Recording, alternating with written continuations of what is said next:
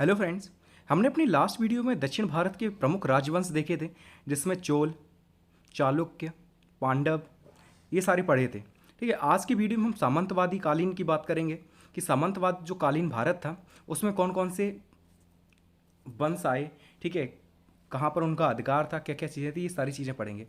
पहले तो मैं आपको ये बता दूं कि सामंतवाद जो कालीन भारत है, ये उस समय का भारत है जब हर्षवर्धन मर चुके थे। और उनके बाद जब क्या हुआ कि हर्षवर्धन, आप जानते हैं कि बहुत शक्तिशाली राजा थे उत्तर भारत के, और उन्होंने कई जगह पर अपना अधिकार बना रखा था। ठीक है, काफ़ी भूमि पर इनका अधिकार था। लेकिन जैसे ही ये मरे उसके बाद छोटे छोटे राजा उभर कर आए सामने। ठीक है, अपने अपने एरिया को उन्होंने स्वतंत्र करा लिया और वहाँ के वो राजा बन गए। ठीक है, तो अब हम उन्हीं के बारे में पढ़ेंगे। ठीक है, देखिए इससे पहले हम क्या कर रहे थे, हमने पढ़ा गुप्त वंश, मौर्य वंश, गुप्त वंश और उसके बाद वर्धन वंश। इस ये थे उत्तर के वंश। ठीक है, उत्तर के प्रमुख वंश थे ये तीनों। इसके बाद इसी समय में दक्षिण में जो वंश चल रहे थे, साथ ही साथ इन्हीं के समय में उनके बारे में हमने पढ़ा दक्षिण के प्रमुख राजवंश में। उसके बाद अब हम क्या पढ़ेंगे, हम फिर से उत्तर भारत में आ गए हैं और उत्तर भारत में हर्षवर्धन की मृत्यु के बाद कौन कौन सी वंश आई उनकी बात करेंगे हम। ठीक है, तो चलिए शुरू करते हैं। हर्षवर्धन की मृत्यु के पश्चात भारत कई छोटे छोटे राज्यों में बंट गया था। इस युग में नए राजवंशों की स्थापना हुई जो सामूहिक रूप से राजपूत कहलाए। ठीक है, इस युग में जितने भी नए राजवंश आए उन्हें सामूहिक रूप से क्या कहा गया, राजपूत कहा गया। कुछ इतिहासकार 7वीं से 12वीं शताब्दी के काल को राजपूत काल मानते हैं। ठीक है, हर्षवर्धन आपको पता है कि 7वीं शताब्दी की स्टार्टिंग में ही मर गया था। उसके बाद 7वीं शताब्दी से लेकर 12वीं शताब्दी के जो काल है, इसे क्या कहा गया है, राजपूत काल कहा गया है। किसने कहा है कि जो प्रमुख इतिहासकार थे उन्होंने इसे राजपूत काल कहा गया, क्योंकि ज़्यादातर जो शासक थे वो राजपूत वंश के थे, इसलिए इसे राजपूत काल कहा गया। राजपूतों की उत्पत्ति को लेकर विद्वानों के बीच मतभेद है। इसकी उत्पत्ति को लेकर अनेक मत सामने आए हैं। ठीक है, कि राजपूतों की उत्पत्ति कैसे हुई इसके बारे में अनेक मतभेद हैं। ठीक है, अलग अलग बुक में अलग अलग चीज़ें आपको देखने को मिलेंगी। तो देख लेते हैं कि कैसे इनकी उत्पत्ति हुई। पहला है विदेशी जातियों से उत्पत्ति। जो विदेशी जाति जो भारत में आक्रमण करती थी, यहाँ पर आकर रहने लग गए, उनसे राजपूतों का उदय हुआ है। ये किसने कहा है, तो कर्नल टॉड ने और स्मिथ ने। ठीक है, तो कर्नल टॉड और स्मिथ के अनुसार जो विदेशी जातियाँ हैं इनसे राजपूत वंश की स्थापना हुई है। ठीक है, इनसे उत्पत्ति हुई है। दूसरा है चंद्रवरदाई। चंद्रवरदाई का नाम आप सभी ने सुना होगा, पृथ्वीराज चौहान जो बुक थी, ठीक है, सबसे पहले चंद्रवरदाई ने ही लिखी थी और इन्हीं के दरबारी भी थे ये चंद्रवरदाई, पृथ्वीराज चौहान के। तो इन्होंने लिखी थी अग्निकुंड का सिद्धांत। इन्होंने कहा था कि अग्निकुंड से ये राजपूत निकले हैं। ठीक है, और 36 गोत्र भी बताए थे चंद्रवरदाई ने। फिर तीसरा है गौरीशंकर ओझा ने क्या कहा है कि प्राचीन क्षत्रिय जो थे उनसे राजपूतों की उत्पत्ति हुई है। ठीक है, पहले के समय में जो क्षत्रिय हुआ करते थे उन्हीं से इन राजपूत जो वंश है इसकी उत्पत्ति हुई है। फिर है आपके गोपीनाथ शर्मा भंडाकर। ठीक है, इन्होंने कहा कि जो ब्राह्मण हैं इनसे उत्पत्ति हुई है राजपूतों की। ठीक है, तो गौरीशंकर ने कहा कि प्राचीन जो क्षत्रिय थे उनसे उत्पत्ति हुई है राजपूतों की, और गोपीनाथ शर्मा ने क्या कहा है कि ब्राह्मणों से उत्पत्ति हुई है इन राजपूतों की। ठीक है, तो इन चीज़ों को याद रखना, एक एक नंबर में पूछा जा सकता है कि कर्नल टॉड और स्मिथ के अनुसार राजपूतों की उत्पत्ति कैसे हुई है। ठीक है, या चंद्रवरदाई के अनुसार राजपूतों की उत्पत्ति कैसे हुई, ऐसे करके एक एक नंबर में पूछ सकता है। अब हम एक एक करके सारे प्रमुख राजवंश पढ़ेंगे। सबसे पहले मैंने एक ही जगह पे सारे दे रखे हैं, आपको सीधे सीधे याद रखना है कि गुज्जर प्रतिहार वंश कहाँ पर शासन कर रहा था, तो गुजरात और राजस्थान, जो आज के समय में गुजरात और राजस्थान है, वहाँ पर गुज्जर प्रतिहार का शासन था। चौहान और चहामन, ठीक है, चौहान वंश जो है इसे चहामान भी कहा जाता है और इनका शासन था राजस्थान और दिल्ली के एरिया में। फिर पाल वंश था। परमार वंश जो था इसका मालवा और धार जो एरिया था उसमें इसका शासन था। चालुक्य और सोलंकी वंश जो थे इनका गुजरात में था। चंदेल वंश का बुंदेलखंड में था। सिसोदिया वंश का मेवाड़ में था और गढ़वाल वंश का कन्नौज में था, जो आज के समय का कन्नौज है। यहाँ पर पहले गढ़वाल वंश का शासन था। अब हम एक एक करके सारे पढ़ लेते हैं। तो पहला वंश था आपका गुज्जर प्रतिहार वंश। संस्थापक कौन थे इसके, तो नागभट्ट प्रथम। ठीक है, तो क्वेश्चन पूछा जाएगा कि गुज्जर प्रतिहार वंश के संस्थापक कौन है, तो नागभट्ट प्रथम। ठीक है, ऑप्शन में होगा तो आपको यही लगाना है। राजधानी इनकी क्या थी, तो राजधानी थी इनकी उज्जैन या कन्नौज। पहले उज्जैन थी, उसके बाद फिर कन्नौज कर ली। ठीक है, तो इनकी राजधानी में दोनों आ जाएंगे, उज्जैन भी और कन्नौज भी। विस्तार कैसा है कि कहाँ कहाँ पर इनका अधिकार था, तो आज के समय का जो गुजरात है और जो दक्षिण पूर्वी राजस्थान है इस एरिया में इनका क्या नाम अधिकार था उस समय गुज्जर प्रतिहार वंश का। अब देख लेते हैं कि नागभट्ट प्रथम ने अरबों के आक्रमण को असफल किया। अरब इनके समय में आक्रमण करने आए थे भारत में और इन्होंने क्या किया था कि जो अरब थे, अरब देश के, उनके आक्रमण को असफल कर दिया था। इस वंश का चौथा शासक बत्सराज था, जिसके समय त्रिपक्षीय संघर्ष हुआ। ठीक है, जो क्या नाम है गुज्जर प्रतिहार जो वंश है इस वंश का चौथा शासक कौन था, तो बत्सराज था। और जब बत्सराज का समय चल रहा था तो इस समय में त्रिपक्षीय संघर्ष हुआ था, मतलब 3 लोगों के बीच में संघर्ष हुआ था। ठीक है, फिर दूसरा क्या है कि नागवट द्वितीय ने राजधानी कन्नौज बनाई थी। ठीक है, नागवट प्रथम के समय में तो उज्जैन थी, लेकिन नागवट जब द्वितीय आए इन्होंने अपनी राजधानी क्या बनाई थी, तो कन्नौज बनाई थी। सबसे प्रतापी शासक की अगर हम बात करें कि सबसे शक्तिशाली शासक गुर्जर प्रतिहार वंश में कौन था, तो वो था आपका मिहिर भोज। नाम याद रखना, मिहिर भोज थे सबसे शक्तिशाली शासक, विष्णु भक्त भी कहा जाता है इन्हें।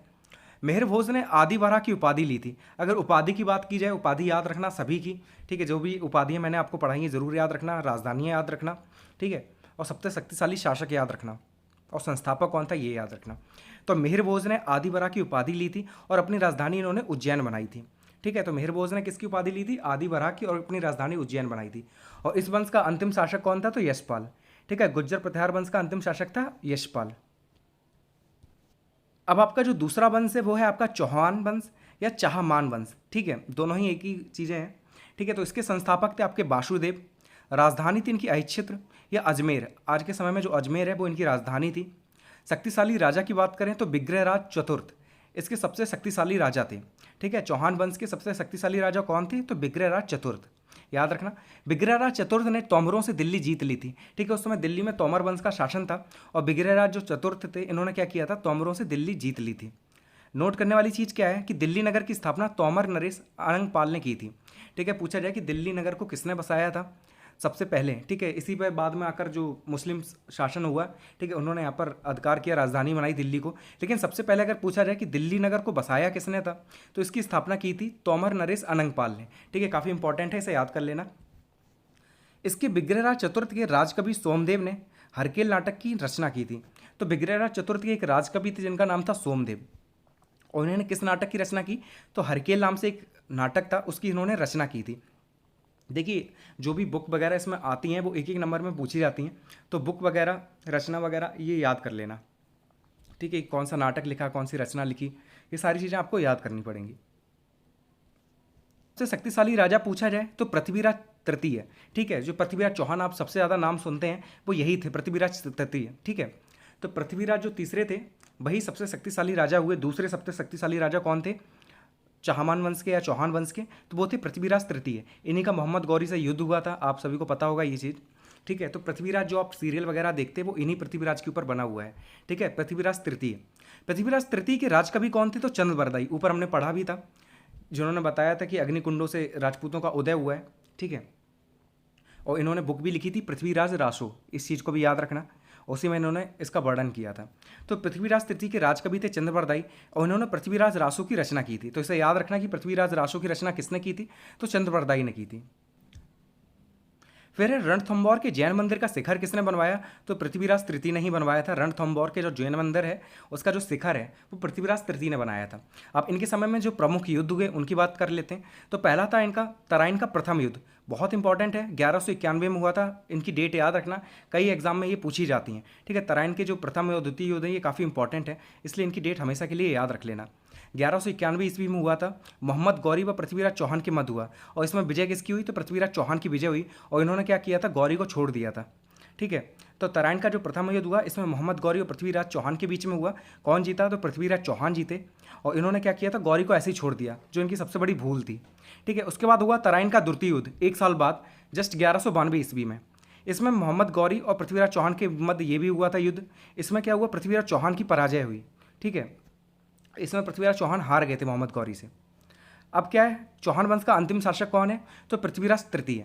ठीक है, मोहम्मद गौरी ने इन्हें मार दिया, उसके बाद ये वंश समाप्त हो गया था। ठीक है, तो अंतिम शासक कौन है इसका, चौहान वंश का, तो पृथ्वीराज तृतीय इसके अंतिम शासक हैं। अब हमारा तीसरा वंश है पाल वंश, ये भी काफ़ी इंपॉर्टेंट है। इसके संस्थापक थे गोपाल। सबसे प्रतापी शासक की बात करें तो वो थे धर्मपाल। राजधानी थी इनकी मुंगेर, और इनका जो विस्तार था वो बंगाल में था। ठीक है, जो आज के समय में बंगाल है वहीं पर इनका विस्तार था। राजधानी इनकी मुंगेर थी। सबसे प्रतापी शासक धर्मपाल था, और संस्थापक पाल वंश का कौन था, तो गोपाल। और अंतिम शासक की बात करें तो रामपाल इसका अंतिम शासक था। कन्नौज के प्रभुत्व को लेकर संघर्ष धर्मपाल ने ही प्रारंभ किया था। ठीक है, कन्नौज के लेकर देखो उस टाइम हमने जो पढ़ा था गुर्जर प्रतिहार के समय में कि वत्सराज का जो समय था, चौथे जो इसके शासक हुए थे वत्सराज, उसमें त्रिपक्षीय संघर्ष हुआ था, वो कन्नौज को लेकर ही हुआ था। ठीक है, उसमें पाल वंश भी लड़ रहा था, गुर्जर प्रतिहार भी लड़ रहे थे। ठीक है, तो तीन वंश उसके लिए लड़ रहे थे।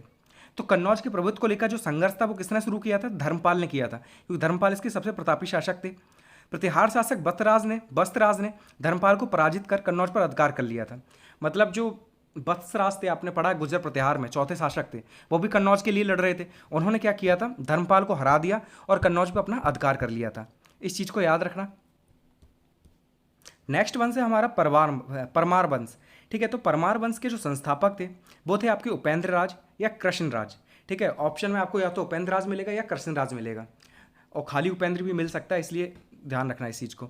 परमार वंश के जो संस्थापक थे वो थे आपके उपेंद्र राज या कृष्ण राज। प्रारंभ में इनकी राजधानी थी उज्जैन। ठीक है, बाद में इन्होंने राजधानी कहाँ पे कर ली, धारा नगरी। ठीक है, राजा भोज जब इसमें आए थे, सबसे प्रतापी शासक थे इनके राजा भोज। ठीक है, उनके समय में इन्होंने राजधानी कहाँ कर ली, ट्रांसफर करके धारा नगरी में कर ली। पहले इनकी राजधानी थी उज्जैन। इस चीज़ को याद रखना कि संस्थापक थे उपेंद्र राज या कृष्ण राज। प्रारंभ में राजधानी उज्जैन थी, बाद में राजधानी धारा नगरी कर ली। किसके समय में, तो राजा भोज के समय। सबसे शक्तिशाली राजा की अगर हम बात करें इस वंश के, तो वो थे राजा भोज। ठीक है, राजा भोज जो थे परमार वंश के सबसे शक्तिशाली राजा थे। और भोज ने कौन कौन से कार्य किए उनके बारे में भी पढ़ लेते हैं, कई बार एग्जाम में पूछा जाता है। तो भोजपुर नगर की स्थापना किसने की थी, तो राजा भोज ने की थी। ठीक है, जो भोजपुर नगर है इसकी स्थापना राजा भोज ने की थी। भोपाल के दक्षिण में भोजपुर झील का भी निर्माण इन्होंने किया था। ठीक है, जो भोपाल है मध्य प्रदेश की राजधानी भोपाल, इसके दक्षिण में एक भोजपुर झील है, इसका निर्माण भी इन्होंने ही किया था। इन्होंने संस्कृत विद्यालय खोला और सरस्वती मंदिर का निर्माण कराया था। ठीक है, संस्कृत का विद्यालय इन्होंने खोला था और सरस्वती मंदिर का निर्माण कराया था। इनके काल में धारा नगरी विद्या व विद्वानों का प्रमुख केंद्र था। जो धारा नगरी इन्होंने अपनी राजधानी बनाई थी, वो विद्या व विद्वान जो थे उनका प्रमुख केंद्र था। और इन्होंने किसकी उपाधि ली थी, तो कविराज की उपाधि। ठीक है, राजा भोज ने कविराज की उपाधि धारण की थी, इस चीज़ को याद रखना। नेक्स्ट वंश है हमारा चालुक्य वंश या सोलंकी वंश। ठीक है, ऐसा सोलंकी वंश के नाम से भी जाना जाता है। गुजरात के जो चालुक्य थे, ठीक है, उन्हें चालुक्य कहते थे या सोलंकी वंश के नाम से जाना जाता है। इसके संस्थापक थे आपके मूलराज प्रथम। याद रखना, सोलंकी वंश के संस्थापक कौन थे, तो मूलराज प्रथम इसके संस्थापक थे। और इसकी राजधानी थी अल्हिनबाड़। ठीक है, ऐसे करके याद रख लेना, अल्हिनबाड़ इसकी राजधानी थी। भीम प्रथम के समय में गजनबी का सोमनाथ पर आक्रमण हुआ था। ठीक है, तो भीम प्रथम जब थे इसके शासक थे, जब मोहम्मद गजनबी ने 1025 पर सोमनाथ पर आक्रमण किया था। ठीक है, आप सभी को पता होगा कि बहुत फेमस आक्रमण था, पहला किसी मंदिर पर आक्रमण था। और ये क्या करता था गजनबी, इसने टोटल 17 बार आक्रमण किए थे और हर बार ये क्या करता था, लूट के ले जाता था धन। काफ़ी सारा धन ये भारत से ले गया था गजनी में। ठीक है, तो याद रखना कि भीम प्रथम उस समय शासक था, सोलंकी वंश का ही शासक था, जब मोहम्मद गजनबी ने सोमनाथ पर आक्रमण किया था। भीम प्रथम के सामंत विमल ने माउंट आबू पर दिलवाड़ा जैन मंदिर का निर्माण कराया था। ये भी चीज़ याद रखना, दिलवाड़ा जैन मंदिर काफ़ी फेमस है, माउंट आबू पर है। अरावली की चोटियों पे सबसे ऊपर जो चोटी है वो माउंट आबू कहलाती है, और वहीं पर दिलवाड़ा जैन मंदिर का निर्माण कराया गया है। किसने कराया, तो भीम प्रथम के एक सामंत थे जिनका नाम था बिमल शाह। ठीक है, बिमल या बिमल शाह नाम था इनका, और इन्होंने दिलवाड़ा जैन मंदिर का निर्माण कराया था माउंट आबू पर। नेक्स्ट पॉइंट है कि भीम सेकेंड के समय 1178 में मोहम्मद गौरी भारत आया। ठीक है, तो भीम, देखिए जब मोहम्मद गौरी ने भारत में आक्रमण किया तो उस समय शासक कौन था, तो भीम द्वितीय था। ठीक है, गुजरात का शासक कौन था, तो भीम द्वितीय था जब मोहम्मद गौरी ने भारत पर आक्रमण किया था 1178 में। प्रमुख शासक कौन रहे हैं इस वंश के, सोलंकी वंश के, तो ये थे जयसिंह सिद्धराज। इनके शासनकाल में जैन विद्वान हेमचंद था। ठीक है, तो याद रखना ये चीज़ कि प्रमुख शासक थे जयसिंह सिद्धराज, और इनके समय में कौन आया था, तो जैन विद्वान हेमचंद इसी के समय में थे। ठीक है, फिर क्या कि इन्होंने क्या क्या बनाया, तो मोडेरा का सूर्य मंदिर इन्होंने बनवाया है, और रुद्र महाकाल मंदिर भी इसी वंश की देन है। ठीक है, कौन कौन से, तो मोडेरा का सूर्य मंदिर और रुद्र महाकाल मंदिर, ये दोनों ही इस वंश की देन है। अंतिम शासक कौन था, तो भीम द्वितीय इस वंश का अंतिम शासक था। ठीक है, उसी के समय में किसने आक्रमण किया था, तो मोहम्मद गौरी ने भारत पर आक्रमण किया था। नेक्स्ट वंश है हमारा चंदेल वंश। चंदेल वंश भी काफ़ी फेमस है। इसके संस्थापक थे नन्नुक। याद रखना संस्थापक कौन थे इसके, तो नन्नुक इसके संस्थापक थे, और इनकी राजधानी थी खजुराहो। ठीक है, काफ़ी फेमस जगह है खजुराहो, तो इनकी राजधानी थी खजुराहो, और इनके संस्थापक थे नन्नुक। और सबसे प्रतापी राजा की बात करें अगर हम चंदेल वंश की, तो ये थे आपके यशोवर्मन। ठीक है, यशोवर्मन सबसे प्रतापी शासक थे चंदेल वंश के। खजुराहो मंदिर का निर्माण भी इन्होंने कराया था, चंदेल वंश की देन है खजुराहो मंदिर का निर्माण। धंगदेव एक थे, तो धंगदेव ने विश्वनाथ बैद्यनाथ मंदिर बनवाए थे। ठीक है, धंग भी इसके एक शासक थे, उन्होंने क्या क्या बनवाया, तो विश्वनाथ मंदिर और बैद्यनाथ मंदिर धंगदेव ने। आलाउद्दीन दो सेना नायक परमवीर द्विवेदी के शासन में थे। ठीक है, तो आलाउद्दीन का आप सभी ने नाम सुना होगा, काफ़ी फेमस लोग हैं ये। ठीक है, तो आलाउद्दीन जो दो सेना नायक थे ये, और किसके समय में थे ये, तो परमवीर द्विवेदी के शासन में थे ये। चंदेल शासक विद्याधर ने प्रतिहार शासक राजपाल की हत्या कर दी क्योंकि इसने गजनी के सामने आत्मसमर्पण कर दिया था। ठीक है, तो चंदेल शासक थे एक विद्याधर, इन्होंने क्या किया था, जो प्रतिहार शासक थे, गुज्जर प्रतिहार वाले प्रतिहार शासक राजपाल की हत्या कर दी थी क्योंकि इन्होंने क्या किया था, जो महमूद गजनवी था उसके सामने इन्होंने आत्मसमर्पण कर दिया था। ठीक है, गजनी लिखा है यहाँ पे, गजनबी कर लेना, गजनबी के सामने आत्मसमर्पण कर दिया था, इसलिए चंदेल शासक विद्याधर ने इसे मार दिया, इसकी हत्या कर दी। आपका गढ़वाल वंश, ये भी इसके बस याद रखना कि संस्थापक कौन थे। तो गढ़वाल वंश के संस्थापक थे आपके चंद्रदेव, राजधानी थी इसकी वाराणसी, ठीक है, बनारस भी कह सकते हैं। प्रतापी शासक थे इसके गोविंद चंद्र, और अंतिम शासक थे इसके जयचंद्र। ठीक है, जयचंद्र का नाम आप सभी ने सुना होगा अच्छे से। ठीक है, जयचंद्र का नाम कैसे सुना है आपने, कि इन्होंने मोहम्मद गौरी की सहायता की थी पृथ्वीराज चौहान को मारने में। ठीक है, ऐसे करके आपने इनका नाम सुना होगा कि इनकी बेटी से शादी वगैरह कर ली थी पृथ्वीराज चौहान ने भगाकर, तो ऐसे करके इनका नाम सुना होगा। तो अंतिम शासक कौन थे गढ़वाल वंश के, जयचंद्र थे, और इनका युद्ध हुआ था किसके साथ, मोहम्मद गौरी के साथ हुआ था 1194 में, जिसमें ये मारे गए थे। ठीक है, तो संस्थापक थे गढ़वाल वंश के चंद्रदेव, राजधानी थी वाराणसी। प्रतापी शासक की बात करें तो गोविंद चंद्र, और अंतिम शासक थे इनके जयचंद्र। अब हम बात करेंगे सिसोदिया वंश की। सिसोदिया वंश स्वयं को सूरवंशी कहते थे, इन्होंने मेवाड़ पर शासन किया। तो सिसोदिया वंश का शासन कहाँ पर रहा है, तो मेवाड़ पर रहा है। राजस्थान में जो मेवाड़ है वहाँ पर इनका शासन रहा था। ये खुद को सूरवंशी कहते थे। इनकी राजधानी थी चित्तौड़। विजय स्तंभ का निर्माण राणा कुंभा ने चित्तौड़ में ही कराया था। ठीक है, तो राणा कुंभा भी इसी वंश से संबंधित थे, और इन्होंने विजय स्तंभ का निर्माण कहाँ पे कराया है, तो चित्तौड़ में ही कराया है, और ये स्वयं को सूरवंशी कहते थे, और इनकी राजधानी थी चित्तौड़। ठीक है, तो ये वंश थे प्रमुख सामंतवादी काल में जो भी वंश हुए, उन सभी की जानकारी मैंने आपको दे दी है। इसमें से जो इंपॉर्टेंट है इन सबको पढ़ लेना आप। ठीक है, संस्थापक वगैरह सबके याद रखना, राजधानी याद रखना। ठीक है, ज़्यादा टफ नहीं है, काफ़ी आसान है ये। ठीक है, आप आराम से कर लेंगे। थोड़ा तबीयत का इशू है, इसलिए आपको हर दिन वीडियो नहीं मिल पा रही है, एक दिन में एक ही वीडियो मिल रही है। हम लोगों के ऊपर भी काफ़ी लोड है, क्योंकि हमें खुद भी पढ़ना है और आपको वीडियो भी बनाकर देने हैं, इसलिए आप समझ सकते हैं, इसलिए लेट भी हो रहा है। अब हम मिलेंगे नेक्स्ट वीडियो में नेक्स्ट टॉपिक के साथ। Thank you so much for watching this video.